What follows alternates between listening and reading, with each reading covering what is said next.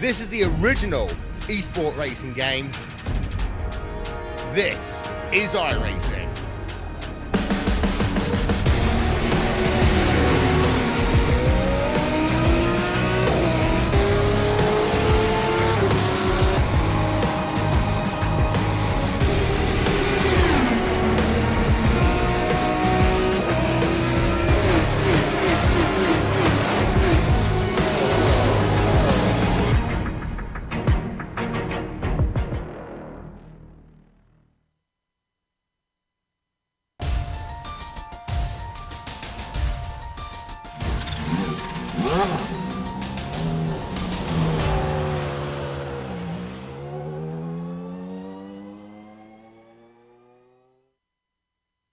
Monza was a 6-mile behemoth. The speeds went over 200 miles per hour for portions of the lap. So of course, in typical fashion for this series, they flip the script and bring us to a track under 2 miles with a mere 6 turns and look to set the cars loose. Silverstone's national layout will be tight and the racing is expected to be close because of it. We'll see how everyone makes the transition as we get ready to watch round 8 of the Lotus 49 Grand Prix Legends series, and you'll see it all live here on the Global Sim Racing channel and the iRacing Esports Network. Hi, I'm Joe Peak, and with me in the booth is Johan Vandenbelt. Behind the scenes is our director, the Dr. Amjad Yaman, and he's using cameras provided by Dougie Beard. Johan, welcome back first of all. I'd say you missed out on the action last week, but I think you've come back in time to witness it this week as well. Yeah, exactly, Joe. Monza always produces chaotic and hectic races in the 49, but if you put these powerful cars on a small and tight course, you still have drivers fighting over every centimeter of track. Now quickly, a little bit about Silverstone, because most racing fans will know its significance related to Formula 1, as the very first race was held here in 1950. Racing continued here for decades, including 17 years later, during the debut year of the Lotus 49. In that race, Jim Clark came out on top, scoring the second ever win for the car we see on track today. Now, as Joe just mentioned, we today use the national layout. This 2.6 kilometer course is actually quite a change from the normal Grand Prix or historic layout we see in the Lotus 49. A lot of the high-speed corners that dot Silverstone normally are removed and replaced with much more low-speed corners. The best places for overtaking will be on the end of the back straight, going into Brooklands, and if you're very courageous, going into Maggots. The qualifying is almost getting underway, but before we take a look at where things stand, let's take the viewers first for an onboard lap around Silverstone National.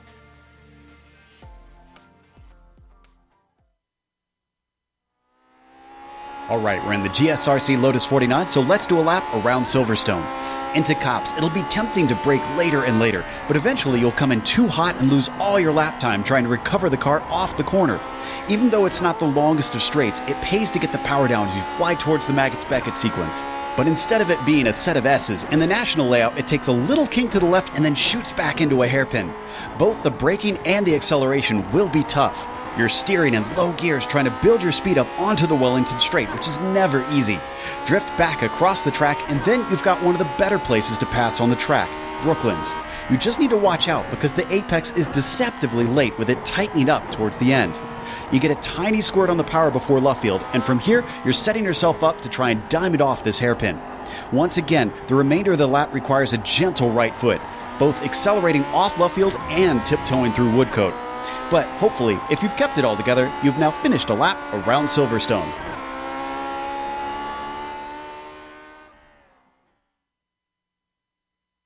You see the very quick lap around here. We're going to be doing lots of those today, but we'll get to that in a second. First, let's take a look at the championship points for the current situation. McClarridge is leading by quite a bit over Rob Olenek, but Nick himself has admitted that he might not be able to make all the races just due to other obligations. Gary Teal has been incredibly consistent lately. The only thing holding him back is a couple bad finishes early in the season, but the drop weeks certainly help him. He and Rob Olenek are in a tight fight for second place. In fact, there's no changes within the top 5. Trankrate's still there in 4th, and you've got 2 drivers tied behind him in 5th. What about the F2 championship? That hasn't been totally tight for much of this season. No, absolutely not. We still see Hugh Haycox leading that championship with 120 points, but look at the gap between him and Hideki Kofiso. The Finn really loved the race last time around in Monza, scored 31 points and has completely closed down the gap to the driver in front. Behind him, Graham Petullo and Colin Coker, they didn't finish with a lot of points in Italy, but Andrew Egg, he is one of the other drivers that did. He scored 34 points, over half the points he scored this season were scored in Monza. With that, he elevates himself to P5 in the Formula 2 Championship. So let's take a look at the constructors real quick. This is the Teams Championship by nation. The United States is leading the UK, even though Claridge took another victory last week. He, of course, is expected to gain on them until he has to miss some races. Australia has been up there this season, competitive. Finland, unfortunately, going to drop a position. And then Germany gets back on there. Pawlowski has certainly been contributing recently, and he is expected to be fast today. What about the race details? I mentioned there's a lot of laps. How many we got in store? We got a blistering 38 laps today for the drivers at Silverstone National. It's also round 8 of our 12-round championship. 2/3 of the championship completed after the race today. 2 watermarks after that means that there's 2 drop weeks. We already had that a little bit in the championship standings just now. The 2 worst results of each driver will be removed at the end of the season. And the setups for the drivers are open. They can change it just to their liking. Points, very important to pay out to 25th position. And with as many cars as we have today, looking just under 20, everybody is going to score points, but obviously the more the better. So we ride on board with Roman Pawlowski, who in his first lap is able to put it into 4th. Mick Claridge pointed him out as one he is watching out for because Roman beat him earlier this week. And Roman is on a second timed lap currently. Now, you're going to see them go wide. And Johan, you and I were having a little bit of debate on what's considered inbounds. I know in my laps to create the lap guide, I couldn't find a limit. You said you could find one, but we're seeing there's still a lot of leeway to be had. Yeah, I don't think there's a limit as much in that part of the track, because you could see Roman go all the way to the outside, just trying to limit the amount of oversteer he had, just get as much traction as he could. If he would have gotten an off track there, it would invalidate his lap, but as he comes over start-finish line, he sets a 53.391. He improves his time, doesn't improve his position, actually loses one, because I think it was Gary Thiel peopling him and sending him one position down. Gary Thiel is currently driving in P4. Train grade also in front of him, and Rob Olenet continuing his great pace, only 2/10 off of Mick Claridge. We've got a couple others still finishing up their qualifying. Matt Wright is just starting his first flying lap, and I think he's the last one to be able to set any laps, looking through the rest that are putting them down for today. Everybody just warming up from here on out. We were both kind of shocked at how difficult it was to race around this track, and you're going to see that difficulty play out right here on the iRacing Esports Network. If you get the opportunity, make sure and subscribe. All you got to do is go to their YouTube page, click the big red button that says subscribe, and then you'll get all of the Grand Prix Legend Series in your YouTube feed. But Johan, I mean, viewers might be thinking 6 corners, clearly this couldn't be that difficult. I mean, explain some of the more tricky portions of this lap. Well, the corner that we just saw Matt Wright take, Woodcut, that's one of the most difficult ones. This one, Cops, is actually one of the most straightforward ones, to be honest, because you brake and you know that the car will slide on exit a little bit. The next one, Maggots here, that one is very difficult because as you start to brake, you're steering to the left, so the car completely wants to snap away from under you. So you go back onto the throttle here, onto the Wellington straight. You just want as little oversteer as possible. You really need to maximize your traction. This is the point of the track where you reach top speeds as you go hard into the irons as you try to slow your car down for Brooklands. Difficult corner because immediately after you exit Brooklands you have to set yourself up for Luffield, and this is, well, apart from the exit of Beckett's, also a very important place where you need a lot of good traction to get as much speed as possible all the way onto the start-finish straight. One of the more difficult corners here, Woodcut, you can see Matt Wright almost lose it, actually losing it and flipping his car there. losing control, and that's something that we saw a lot in practice as well.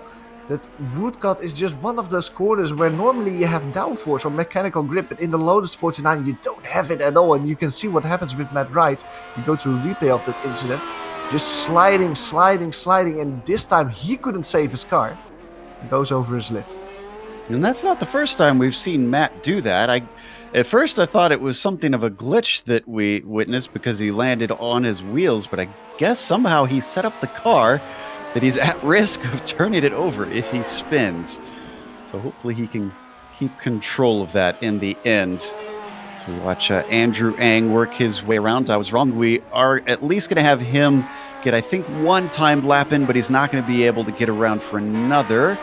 This first one across the line, sadly for Andrew, is not going to count. He must have had an off track, so he did find the limits out there today as we let these last 30 seconds tick down. 92 degrees on the track surface, a little bit warm, and that could make drivers slipping and sliding throughout the 38 laps. Let's go through our starting grid.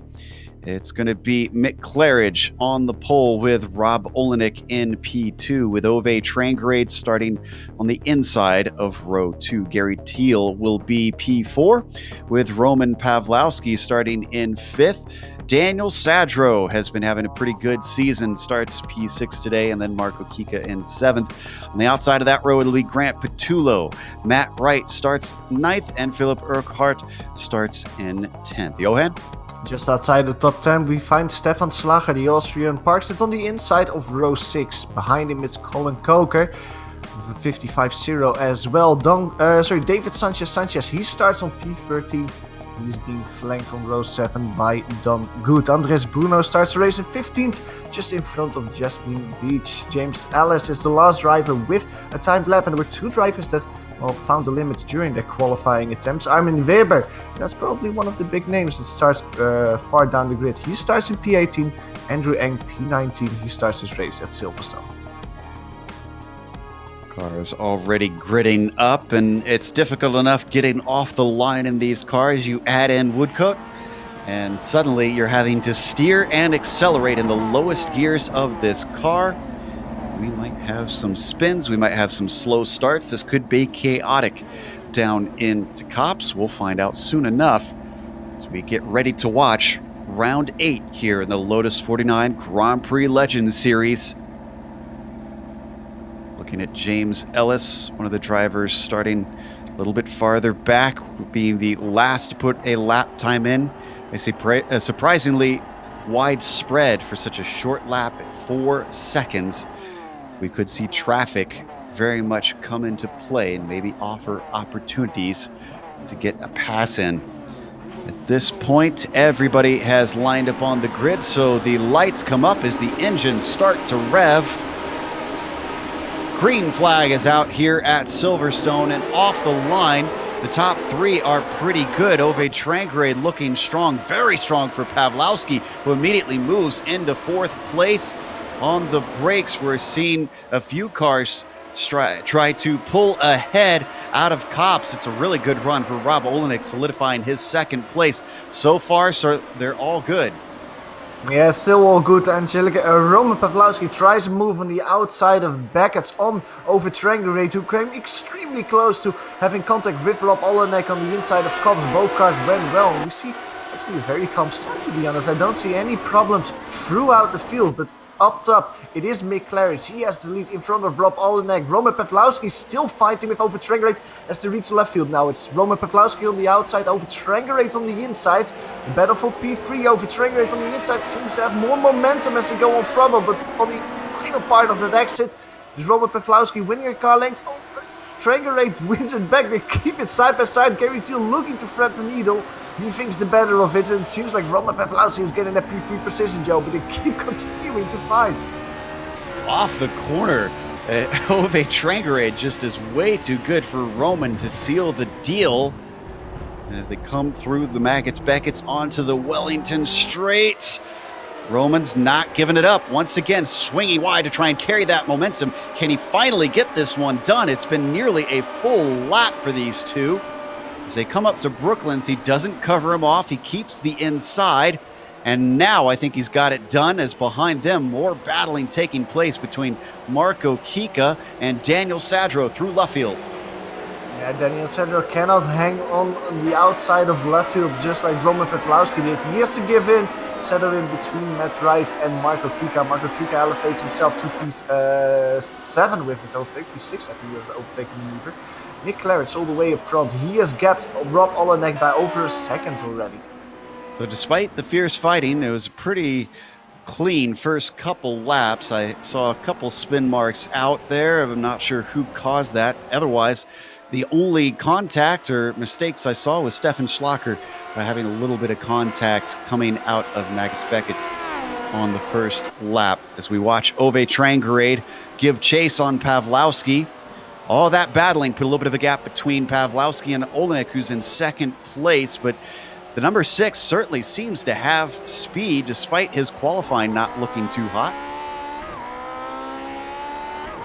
Yeah, absolutely. And I think that Roman Pawlowski just now has to settle a little bit, get into his own rhythm, try to close down the gap to Rob Olenek, and don't worry too much about Ove Trangerade behind you. That's of course easier said than done. Last time around with a 53.3, he was 2/10 quicker than Rob Olenek. So he's starting to gobble down the gap to P2. Meanwhile, maybe we can focus the camera a little bit on Stefan Schlager. We just mentioned he had contact lap 1. He doesn't seem to have a lot of damage. He is continuing, but he is fighting hard with Grant Patullo. Grant Patullo made a mistake coming out of Kopp's corner a few laps ago. He got overtaken by Stefan Schlager, but ever since it happened, Joe, he's putting a lot of pressure on the Austrian. Certainly looks like he wants that spot back. Early apex from Stefan Schlager to cover him off. And they've both got Philip Urquhart just behind them, trying to diamond off Luffield. We're right on board with Patullo, watching them come onto the pit straight through Woodcote. Can anybody get the advantage through this sketchy corner? Not quite. They're all nice and smooth through there. Oh, but just look at the braking, how much... I think Grant Patullo missed his braking point there, and he completely had to step on it to avoid rear-ending Stefan Schlager, and that cost him a lot of track position. You can see visually the gap increasing quite a bit, but again under braking here for Maggots and Beckett's. He just completely closes up to the Austrian. Oh, it's a lot of time there, slides a lot though. And I thought he was going to get overtaken by Philip, but Philip certainly himself getting wheel spin off the corner, not able to take advantage. This is great news for Schlager. Starts to pull away, but he himself has a big slide. He catches it. All of them struggling in their own way throughout these laps, and that's keeping them together. Keeping together also happens behind him. David Sanchez, he's a little bit of cork on the bottom for a whole group of drivers behind him, including Don Good and Colin Coker. Colin Coker is right in the middle of that. He's being people are trying to overtake him left and right, and he's trying to return the favor of the people in front. Behind him, it's Armin Weber there on the outside of Kops trying to move on Andres Bruno. That fails, however. These 5 drivers are very close together as well, and are having a very hectic but entertaining battle to watch. Well, if they stay together much longer, the laps are so short, the leader's so fast, Claridge could catch them and have to pick his way through a 5-car fight. Hopefully that won't be the case. We ride on board with Coker, looking back at Bruno. Some contact just now in the backfield between Andrew Eng and James Ellis, and we run down towards Maggots' corner. Andrew Eng didn't expect, I think, James to brake so early, so there was some nose-to-tail contact there. Both cars can continue, however, and I don't think that Andrew Eng has too much damage. This is not what Andrew Eng wants after his good run in Monza last week. I can report that Coker got passed by Bruno. Meanwhile, as we go up to second place, Rob Olenek, despite putting it on the front row, has suddenly been caught by Pawlowski, and Trangerade's coming along for the ride. We now have a 3-car fight for the second spot on the podium. They come through Brooklands, swinging into the final hairpin of Luffield. Olenek 2.3 seconds off of Claridge and dropping. And you were mentioning a few laps ago, how quick is Roman Pawlowski? We were wondering that. Well, I think I've got an answer to that. He's the quickest guy on the field at the moment. He is even quicker than Mick Claridge last time around. And I think that Rob Olenek is just holding him back. If Roman gets by him, Mick Claridge has something to fear, because With a few tenths per lap, Roman Pawlowski can close that gap before the race is over. And fans of Don Good, sadly, we don't have to go to it, but he unfortunately made a mistake coming into Brooklands. He was towards the top of that train before. Now he's at the back of it because of that error. Now coming to Brooklands for this group. No such problems for these three. And I loved when we had the onboard, I believe it was of Trangarade, just how much they're sawing at the wheel on these cars on so many corners.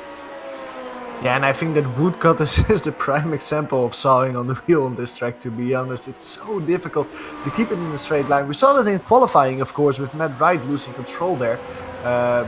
Just imagine that you have to do it 38 times in basically 38 minutes. Just so much oversteer, trying to keep it in a straight line, but try to be quick at the same time as well. It's so difficult. These drivers are managing it at the moment. We see Rob Olenek still in front.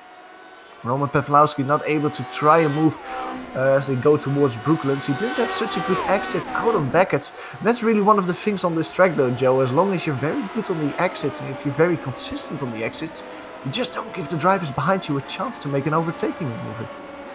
Certainly it seems like it's taken big mistakes for people to be able to get the opportunity to send one up the inside. And I loved that low angle shot we had going onto the Wellington straight that Dougie gave us, because we see the cars bouncing around a whole lot out of there. And we talk about needing to get the power down.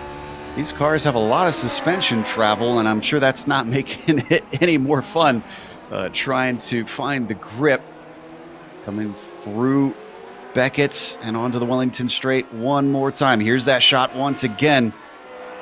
You can just see them lift and get a little bit light over there. Pawlowski slightly under threat, but changes it to threatening Olenek down into this hairpin. Nothing comes of it, but looking, poking, and prodding to try and see if he can make an overtake.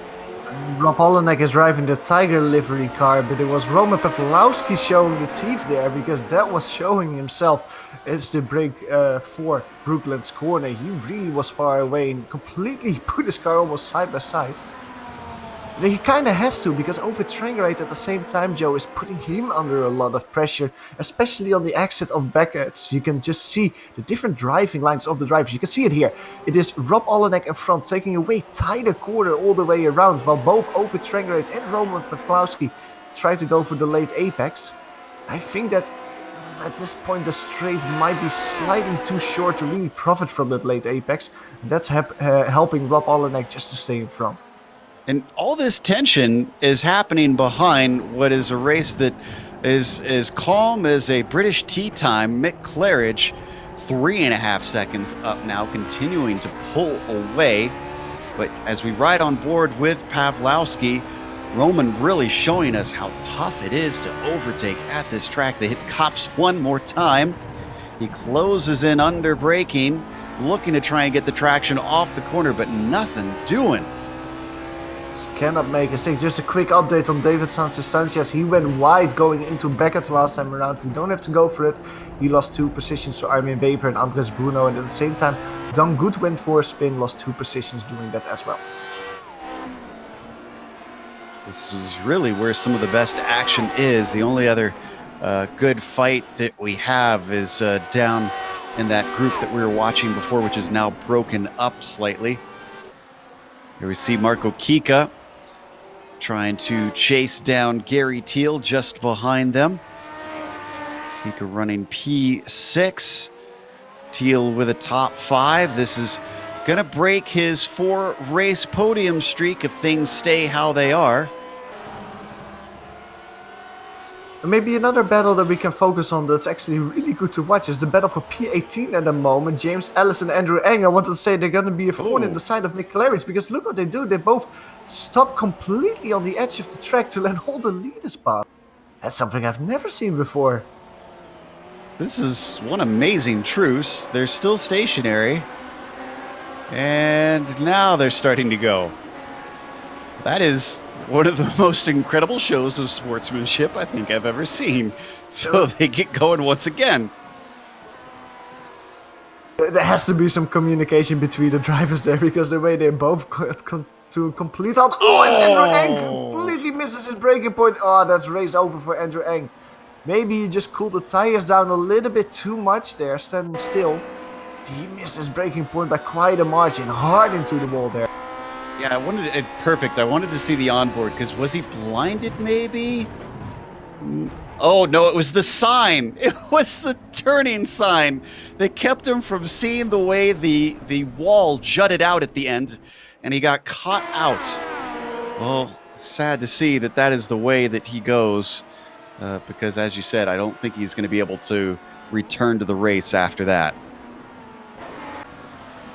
Oh, and we've missed Pawlowski managed to get by Olenek. I'm seeing if this was recent. Yeah, out of yes, Kopp's it was. corner. Yeah, out of Kopp's corner last time around. But it was not really a Roman Pawlowski with a good move. It was more Rob Olenek making a mistake. So he said that might be what it takes for someone.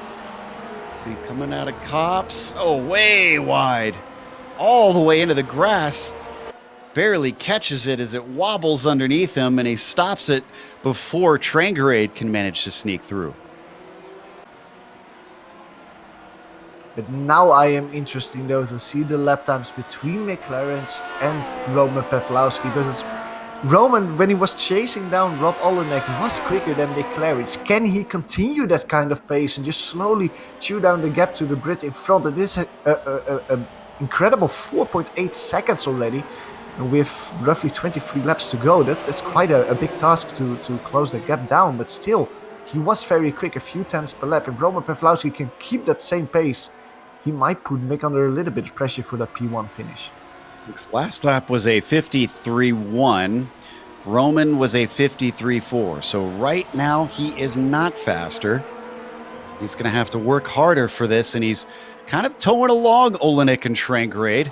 But they're coming upon traffic. Jasmine Beach tries to stay out of the way, but unfortunately checks all of them up. Pawlowski barely catches the car. Jasmine now pulls off to the inside, and this gives Rob Olenek the chance that he was wanting. Covering off the inside early down the Wellington Straight. Roman trying to ensure that he doesn't get overtaken for the spot he worked so hard to get, and it's not going to happen.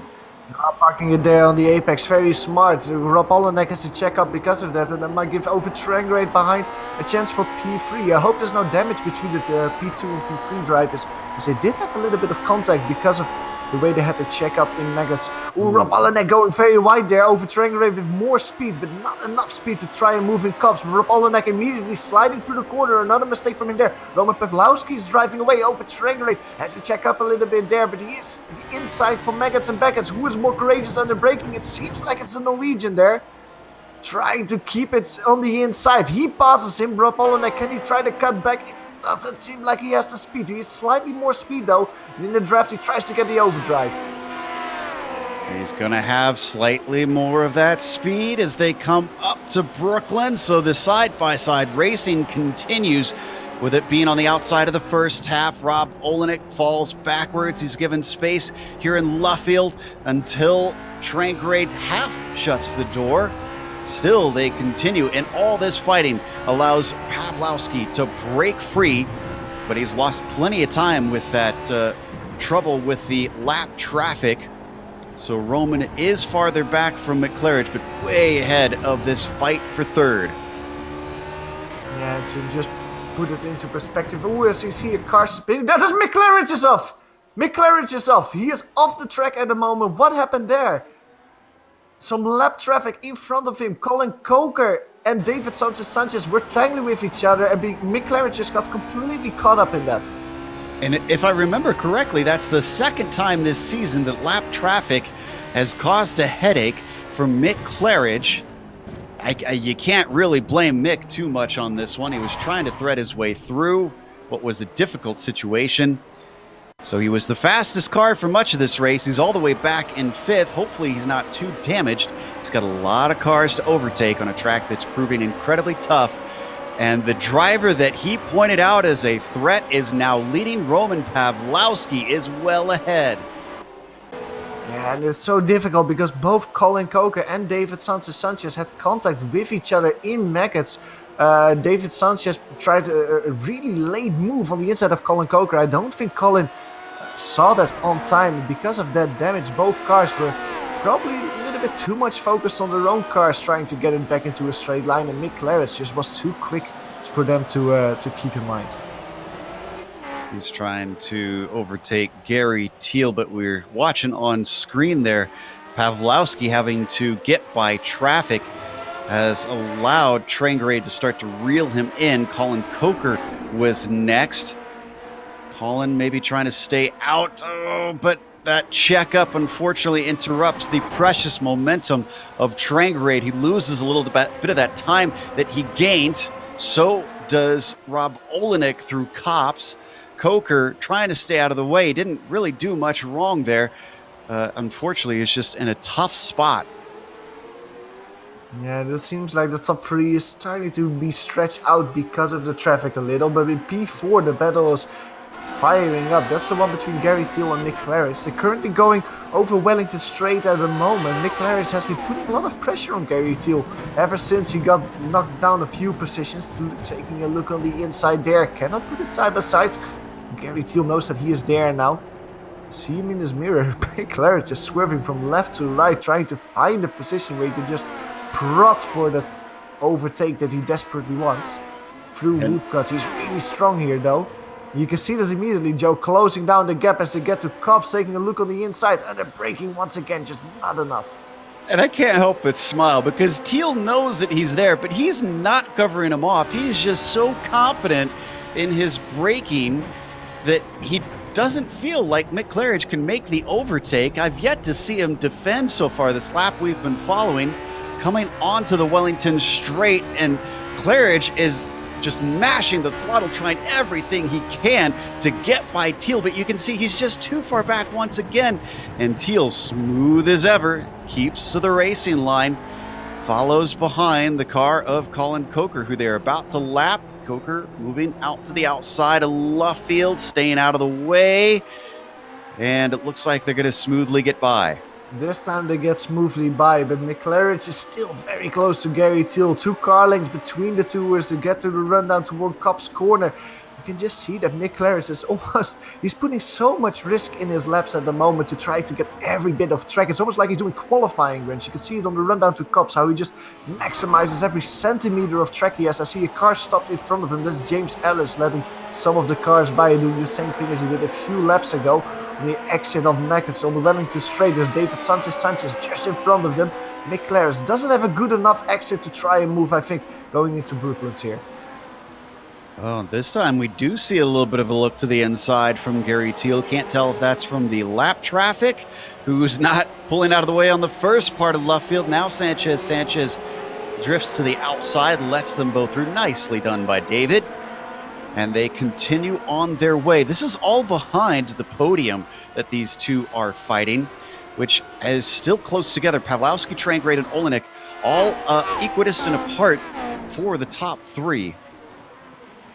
Let's go back to Mick Claridge because he's taking a little look on the inside. No, he just goes back to the racing line on Gary Teal. That's really the battle to watch, I think, at the moment. Will Mick Claridge get by Gary Teal? This looks like one of the better exits he has had out of Beckett's corner. Less than a car length. He's 100% in the draft. He chooses, sells the dummy. He goes back to the inside of Brooklands, but who's more courageous on the braking? It almost seems like Gary Teal's trying to keep it side by side there. If he can manage that, the next corner will be on the inside. Mick Claridge on the outside. Just look how much momentum he can take around Luffield there. Going back onto throttle, and it seems like Gary Teal cannot hang on now. Through Woodcuts, both cars are sliding, twitching as they try to get the throttle down, and Mick Claridge gets it done as they reach Copse corner. He's back to P4. Claridge knows what kind of car he has underneath him. Oh, as he slides through Copse, but he catches it. He always talks about the low-speed grip that he sets the car up for, and this time it helped him grunt around the outside of Gary Teal to move him into 4th place. Bit of Mansell-esque driving from Mick Claridge here down the Wellington Straight appropriately here at Silverstone. Teal tries to respond, but unfortunately Claridge starts to pull away slightly and gives chase on the cars ahead. It's a whole 6 seconds that he's running out of laps. We're already 24 laps in to this 38-lap race. And the one thing that McLaren will be hoping for is a battle between Rob, between Ove, between Roman. That's kind of the only way that they will lose enough time so McLaren can catch up to them again, because a half a second per lap is just too much stress. Can you imagine with 12 laps to go? And interestingly, Pawlowski, who has managed to put at least 8 to 9 tenths over Trangrade behind him, is incrementally pulling away, but it's not. It doesn't seem it's a huge advantage for the number 6. Ove is mostly keeping pace, and it seems like lap traffic is making the big difference. Rob Olenek is actually the biggest outlier of the three, because he at the moment just cannot follow the pace of Ove and Roman in front of him. Last time around, he was 0.6 of a second slower than Roman Pawlowski. Let's see what kind of lap times he does this time. Now he seems to recover a little bit, although he's still slower than both Roman and Ove Trangrade. So Rob Olenek just starting to drop away a little bit. That might give that opportunity to McLaren to close in the gap. You can see on top of the screen, purple, fastest lap for McLaren. First driver into the 52s. And he's having the red mist in front of his eyes. He's going to do everything he can to get back to that podium. He's been set free. And we have to remind you that the championship battle right now is between Olenek and Claridge. And Claridge needs to maximize points because he expects to miss a few races this season. This is great news for Olenek if he can keep the pace and if he can stay ahead of Claridge. Oh, and I think, did we have a mistake from Schlacher? No, I think maybe it was a mistake from Urquhart. Must have been a couple laps ago. So I looked wrong. Philip has been chasing Stefan Schlacher. That's the one that I was keeping half an eye on before as we were watching mostly the top three. There we see Stefan currently sitting in 9th after starting 11th. It's been a smooth 2 positions up for the Austrian. Yeah, Stefan Schlager seems to get more and more comfortable in this car at the moment. Last time around, he did a 54.1. He just did a 54.3 as a lap time. Those are all lap times that are his personal best or close to his personal best. So the Austrian just getting into the flow at this point of the race, and he's trying to, or he is actually managing to extend the gap behind to Philip Urquhart as they both pass the lap traffic of James Ellis. The drivers in front of him started out with some great action that we covered, and then it was so exciting up at the front we had to miss out on how that all settled out. Well, Thiel is ahead of Marco Kika, who sits in that 6th position. He's been pulling himself away steadily from Daniel Sadro, the 7th place car, who started this race in 6th, unfortunately not able to do anything to gain positions. And despite being number 3 on his car, looks like he's going to lose some iRating today. Matt Wright behind him also just gapping out similarly to about 7 seconds, running in 8th position. Matt Wright there having nobody to fight with. That's when you get back to Schlacher there in 9th position that we were talking about. This is really the closest battle on track besides the top 3 at that 1.1 seconds between them, and Stefan Schlacher has been extending that gap over Philip in 12th place. Credit to Mick Claridge, who gave us the pronunciation on Philip's name at one point in his lap guides that he gave throughout the season. He did one with Philip at VIR, and Philip gave us the proper pronunciation. Then you get back to Grant Petullo, another driver I don't think we've even really mentioned all that much. He sits in P11 for the moment back there. Has had something of an anonymous race, the Australian has. And what driver behind him, Armin Weber, that's also an interesting one to keep an eye on, because he's actually the hard charger at the moment. Started in P18 without a qualifying time, winning 6 positions so far. And he's one of the drivers that, at the moment, you would say he probably had a quiet race, just picked up the positions when they happened. But looking at the race that Armin had, he was fighting it. He actually struggles to get his car slowed down for Beckers there. Struggling all race with a lot of the back markers, with a lot of fights he had to do to move himself forward, and a lot of battles he had to survive. At the moment, he'll probably relish the fact that it's a little bit calmer, although He's trying to close down the gap to Grand Petula. Let's see if he actually makes that before the race is over. And we talked about Claridge maybe not being able to get the win, but it's looking pretty likely that he's going to be able to close in on Rob Olenek. It is only 3.5 seconds between them with 9 laps to go. And I have to wonder if the number 2 car is starting to look in his mirrors and maybe getting a little bit nervous. I mentioned a few laps ago the thing that Mick Claridge's lead was half a second per lap. And what is he gaining on Rob Olenek at the moment? Half a second per lap. He is doing exactly what he needs to close down to the rear of Rob Olenek on the last lap of the race. It will be exciting between the two to see who will finish on the podium. Meanwhile, the battle for P1 is heating up a little bit over Trangrade. He just made some mistake on the exit of Maggots. That lost him, I think, 1 or 2 car lengths. But last time around, he was 0.3 of a second quicker than Roman Pawlowski. That helps him to close down the gap to under a second. Yeah, the Norwegian's not giving up on this one. He's been known to steal races here or there. I'm trying to remember if we've seen Roman win a race yet so far on these broadcast races. As he comes across the line to notch up another lap lead. The gap stays at about 0.7 of a second. Nobody's going to make him work for this one. At least this season, Roman Pawlowski hasn't won a race yet. He had to finish. Every time that he finishes a race, he actually finishes on the podium. 2 third places, 1 second place. So that's actually something that's going well for him. He hasn't been on the top step yet, and he is oh so close. The gap between him and over Trangrade on start-finish last time around 0.7 of a second. You can see on top of the screen now that it's slightly increased. Roman Pawlowski just has to keep the Norwegian behind him for 7 more laps. Meanwhile, Mick Claridge last time around only won 1/10 of a second on Rob Olenek. So that pace that he had, the pace difference that he had, seems to diminish a little bit now. I wonder if Olenek is responding or is Mick Claridge struggling as he pushed the tires too hard. It's not exceptionally hot. It's only 87 degrees on the track surface. So it hasn't hotted up out there. 6 laps to go. Time is starting to run out for the Brit.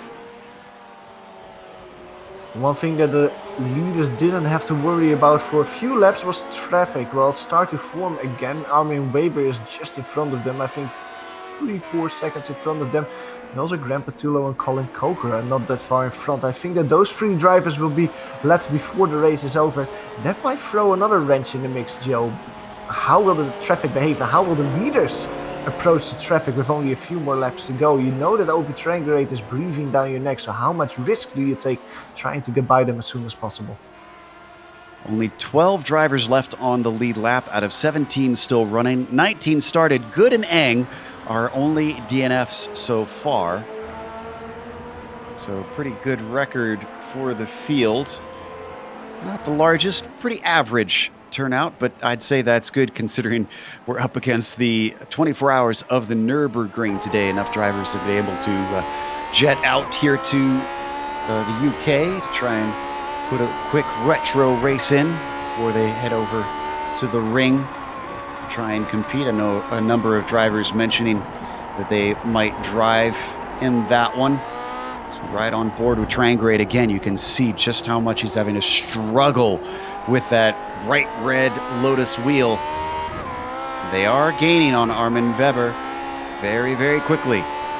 Just a quick update, Mick Claridge last time around set the unofficial lap record. He got a little off track, so it's not official.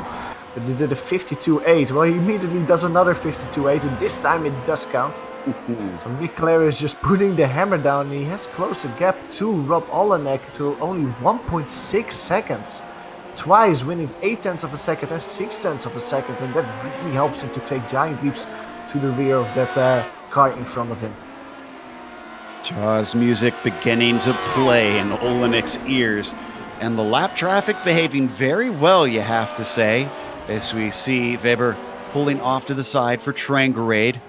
A lot of them just spotting the leaders in their mirrors and finding a good spot to pull over to let them through, seeing that some battles are happening or brewing in the case of third and fourth. Yeah, looking through the rest of the field, there's no close battles at the moment. The only battles that there are the ones between P1, P2, and P3 and P4. Rob Olenek last time around, again 0.2 of a second slower than Mick Claridge.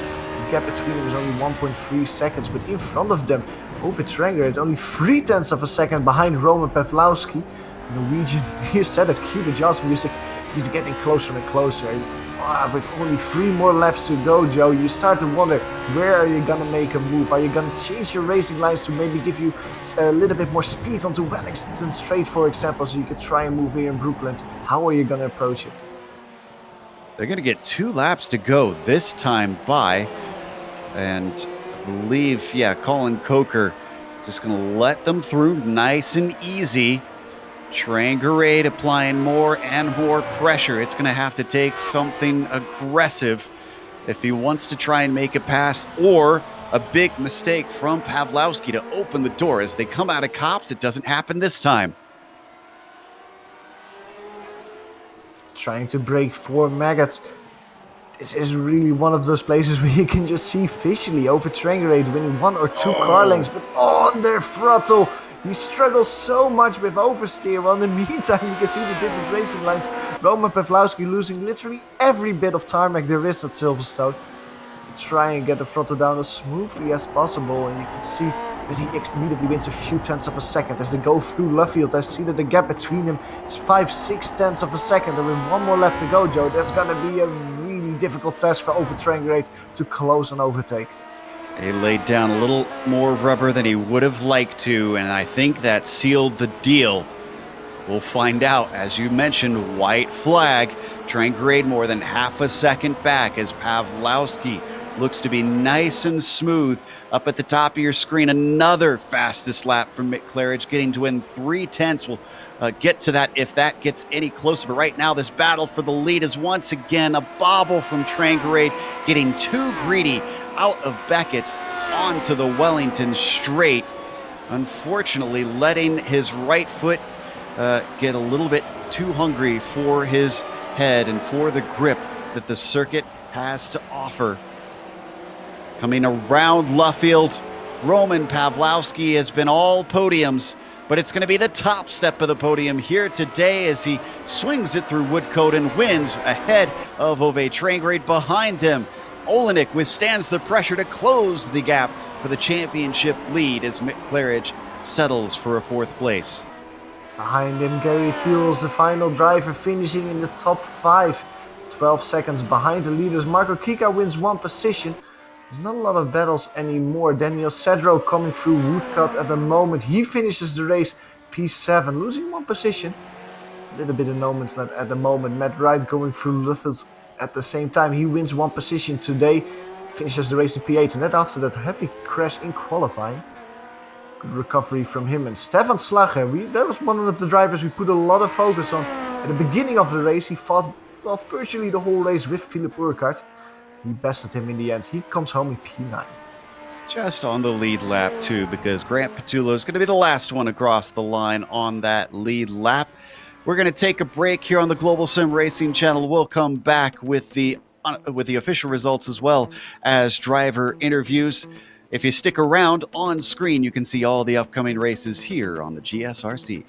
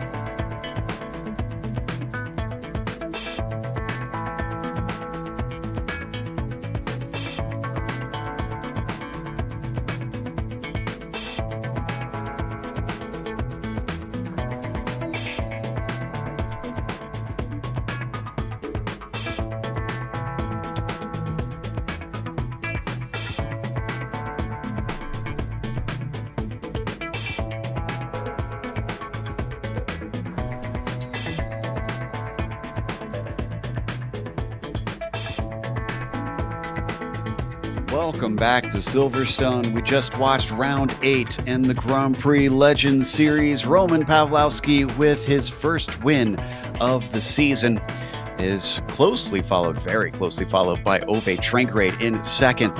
I don't think they expected to be battling for the win the way the first half of the race went, but it all fell in their laps, and Rob Olenek had to settle for third. But he's probably happy with that because he was ahead of the driver he's battling the championship with. It was Mick Claridge who put it on pole, led most of the early race, but lap traffic caused him a little bit of a mess. And unfortunately, his spin sent him back down to 5th and 6th. Eventually, he was able to recover to 4th and just couldn't gain in time to regain the podium. Thiel was behind him in 5th place with Marco Kika taking a 6th. Then Daniel Sadro finished 7th with Matt Wright behind him at 8th. Stefan Schlacher withstood the pressure, taking 9th, and Philip Urquhart took 10th. The last driver on the lead lap, Grant Patullo, he comes home in P11. Then there's a whole bunch of drivers that didn't manage to finish on the lead lap, starting with Armin Weber, the hard charger of today, winning 6 positions. Actually having a good race, but at starting position far down the order just cost him a lot of time and positions upwards. Andres Bruno finishes the race in P13, just in front of David Sanchez. Colin Coker, he had a really interesting race, especially with that contact with Mick Claridge during it. He comes home in P15 in the end. Jasmine Beach finishes 16th. The last driver finishing the race, seeing the checkered flag, is James Ellis. 2 drivers didn't see the checkered. Andrew Eng and Don Good had to retire before the race was over. They come home in P18 and P19. We've got Stefan Schlacher ready to talk to us with his top 10 results. Steph, we were a bit surprised to see you hop in the car. How often do you get into the Lotus 49? Pretty much not at all. I just jumped in here, had like 4 laps of practice, crashed every single lap, and then felt really confident, I guess. I'd say so. That's a nice finish considering that. Then lap 1, you had a little bit of a scare. You and Grant Patullo got awful close together. I'm honestly surprised that nothing happened there, because on my screen I'm going right through his right rear tire there.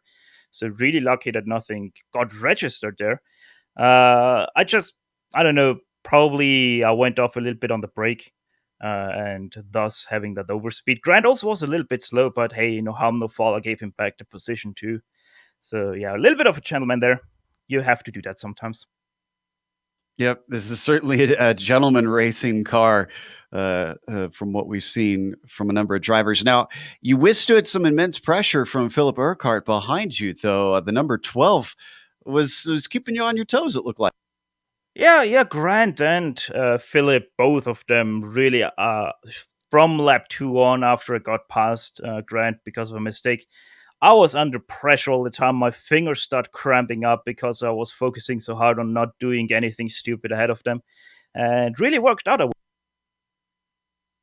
It certainly did. Top 10 and the lead lap. I think nothing to be ashamed of on such a short course, but nicely done. Hopefully we'll get to see a little bit more of you. This was fun to see one of our own GSRC commentators get out there, and a nice race today. Oh, for sure. I will be back, and you're also going to see me in Camel 3D today. All right, so we'll look for that. Stefan Schlacher having his fun time out on track now that he doesn't have to be in the booth this, evening or afternoon, I suppose, for him. So with that, we're going to close up because nobody else has decided to come and talk to us today. So we want to give a thank you to the Lotus 49 community for bringing us back, and to iRacing for putting us on the iRacing Esports Network. Of course, make sure and subscribe to them when you get the opportunity. Go to their YouTube page and click the big red button. Thanks to the companies that provide the software and hardware for our broadcast listed here on your screen.